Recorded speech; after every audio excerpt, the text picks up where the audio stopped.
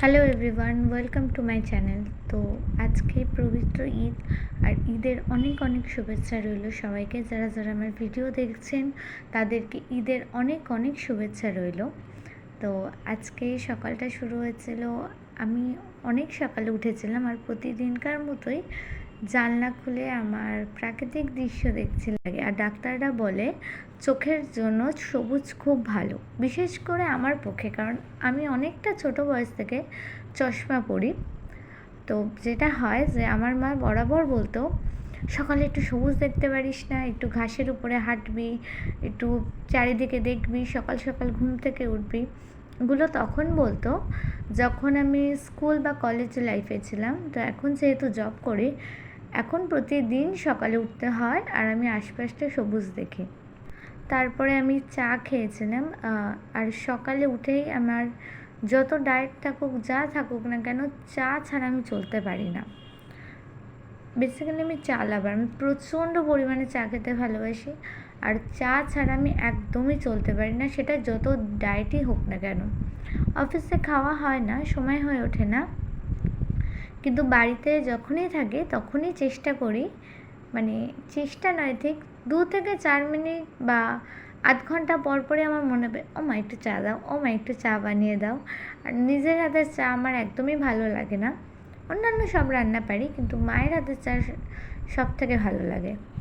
এটা ছিল মার্সের eyebrow pencil, এটা মার্সের ফেসেসের কাজল, যেটা ভীষণ ডার্ক হয় আর ভীষণই ভালো।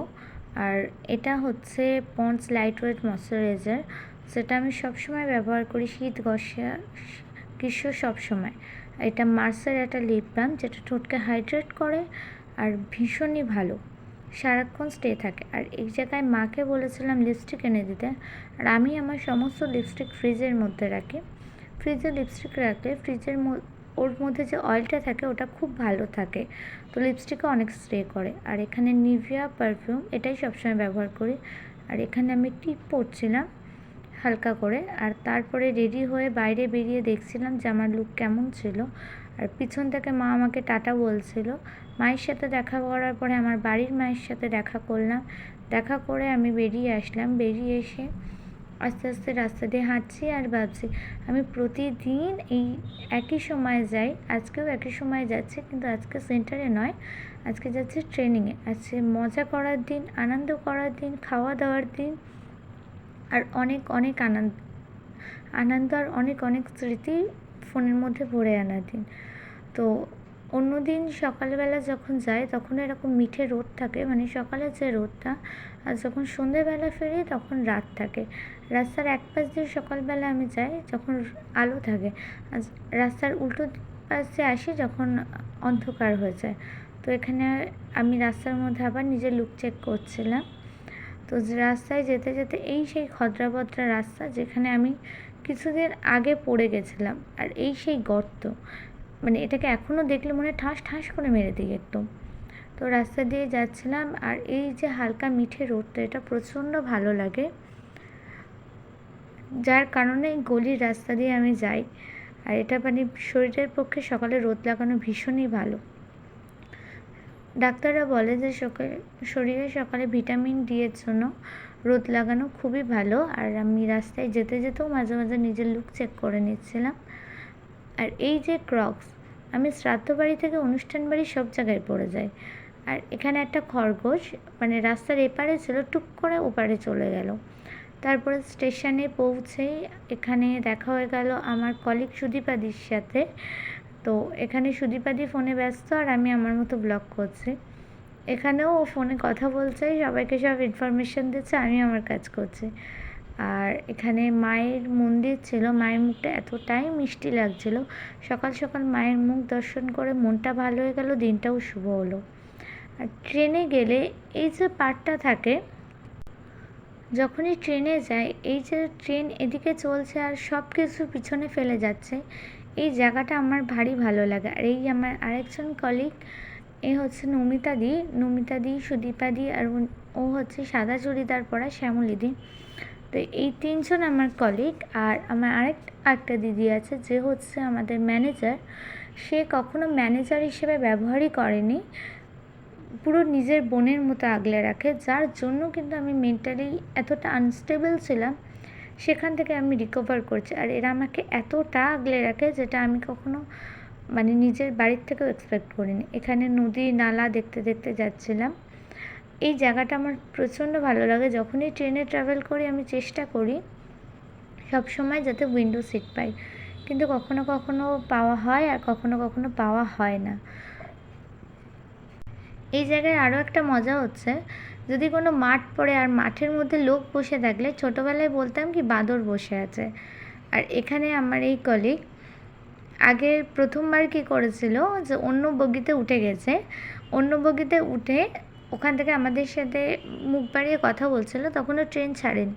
তো পাশের থেকে একজন বয়স্ক আন্টি টেনে বলছিল যে তুমি কেন সুইসাইড করতে যাচ্ছ। আর এখানে দুজনেরা মারপিট করে যাচ্ছে। আর এখানে আমি পা তুলে দিয়েছিলাম, মানে সবাই সবার পা ক্রস করে বসে ওখানে বসেছিলাম। আর আমি বলছিলাম যে শ্যামলীদি কিছু বলো প্লিজ, কি বলতে চাও। এইসবই আড্ডাই আর কি মজা হচ্ছিল। আর এখানে আমাদের সুদীপাদি হলুদ চাউমিন করে এনেছিল ডিম দিয়ে, ভীষণ ভালো ছিল খেতে, যদিও আজকে শনিবার, তাও আমি খেয়ে নিয়েছি। আর এখানে আমায় খাইয়ে দিচ্ছিল, নমিতাদি ভিডিও শ্যুট করছিল, আমি জানতামও না করছে। আর এখানে নমিতাদি খাচ্ছিল আর আমি ভিডিও শ্যুট করছিলাম। কারণ সকালবেলা ট্রেনের মধ্যে লিটারালি কিছু ওঠেনি। তো ও যে চাউমিনটা এনেছিল ভীষণ হেল্পফুল ছিল, যার জন্য আমরা খেয়ে পড়ে কিছুটা বেঁচেছি, কারণ আমাদের অনেক বেলা পর্যন্ত থাকতে হয়েছিল। আর এখানে আমার কলিগ শ্যামলীদি কিছু একটা কারোর সাথে ফোনে ইম্পর্টেন্ট ডিসকাস করছিল। আমি ওর মুখের কাছে ফোনটা নিয়ে গেছিলাম যে কি বলছো, মানে ওর সাথে একটু মজা করার জন্য, ওর একটু পিছনে লাগার জন্য। তারপরে আমরা পৌঁছে এখানে আমরা টোটো খুঁজছিলাম হোটেলে যাওয়ার জন্য। টোটো খুঁজতে খুঁজতে আগে এই দিদি যাচ্ছিলো, তারপরে ওই দিদি পিছনে চলে এসেছে, আরেকটা যে দিদি ছিল ওই দিদি আগে যাচ্ছিলো আর আমরা পিছনে যাচ্ছিলাম। তারপর টোটোতে আড্ডা ইয়ার্কি করতে করতে আমরা যাচ্ছিলাম আর বলছিলাম যে তোমাকে অন্য জায়গায় রেখে আসবো, কারণ ওই দিদি অল্প অল্প ছোটো ছোটো বিষয়ে প্রচণ্ড ভয় পেয়ে যায়। তার জন্য বলছিলাম যে তোমাকে অন্য জায়গায় নিয়ে যাচ্ছি, চলো। তারপরে আমরা হোটেলে পৌঁছে গেছিলাম। হোটেলে পৌঁছানোর পর এখানটা রিসেপশন দিয়ে ঢুকে তারপর হোটেলে আমরা লিফটে উঠে সোজা আমরা 4th ফ্লোরে গেছিলাম। 5th ফ্লোরে আমাদের মিটিং ছিল। তো এখানেও ভয় পাচ্ছিল প্রচণ্ড, কারণ লিফটে ভয় পায়। তো সিঁড়ি দিয়ে টুকটুক করে উঠতে আমরা মিটিংয়ে জয়েন করেছিলাম।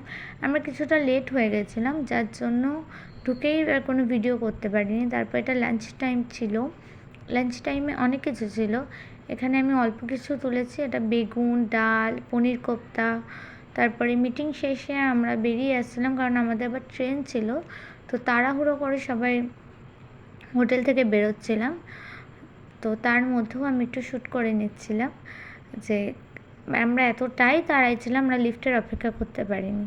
তারপর এখন বাজে 5:40 আর এখন আমি বাড়ি ফিরছি। আবার সেই স্টেশন, আবার সেই রাস্তা, আবার সব কিছু। শুধু পার্থক্য একটাই, অন্যদিন অফিস থাকে আর আজকে অফিস নয়, ট্রেনিং ছিল।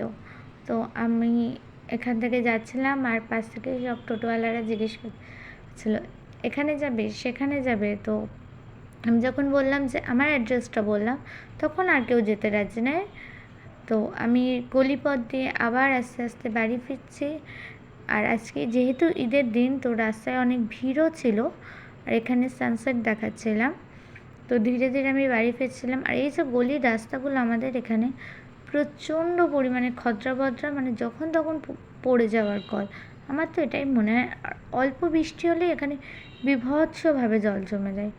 তো বাড়ি এসেই এখানে চুল খুলে আমি আমার মুখের অবস্থা দেখছিলাম আগে, এতটাই বিচ্ছিরি হয়ে গেছে। তারপরে স্নান করে এই যে নতুন পন্সের ক্রিমটা এনেছি, এই ক্রিমটা খুলে মাখছিলাম, কারণ এটা এতটাই লাইট ওয়েট যে মানে যাদের ড্রাই স্কিন বা কিছু মুখে লাগালে প্রচণ্ড ভালো লাগবে। আর তারপরে সন্ধেবেলা ফেরার পরে আমার মা চা বানিয়ে দিয়েছিলো, আমি আবার একই সিস্টেমে খাচ্ছিলাম।